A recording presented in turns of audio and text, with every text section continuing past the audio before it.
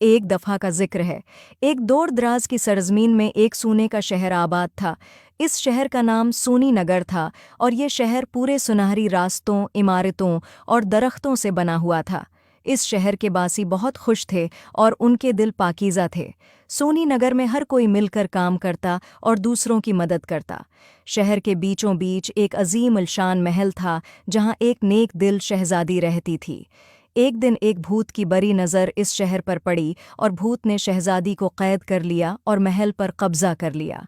शहर में हर कोई भूत के डर से बहुत ज़्यादा खौफजदा थे और शहर वीरान हो गया था। एक दिन एक लड़के का गुज़र इस शहर से हुआ जिसका नाम अली था। अली ने इस शहर की कहानी सुनी। उसने शहजादी को बचाने का फ़ैसला किया।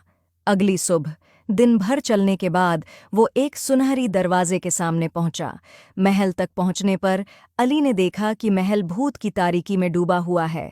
उसने हिम्मत जमा की और महल के अंदर दाखिल हो गया। महल के अंदर हर चीज़ बोसीदा और खौफनाक थी, लेकिन अली ने हिम्मत न हारी।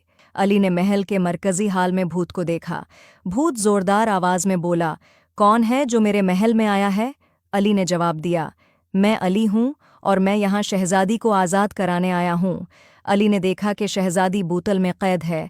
अली ने देखा कि भूत को रोशनी से नफ़रत थी, इसलिए महल में हर तरफ अंधेरा था। अली ने अपनी पाकीज़गी और मोहब्बत की ताकत से भूत को शिकस्त दी।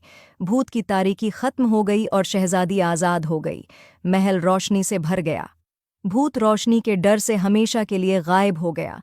शहजादी ने शहजादे का शुक्रिया अदा किया। शहजादी ने गोल्डन सट्टी में सबको भूत के खात्मे की खुशखबरी सुनाई।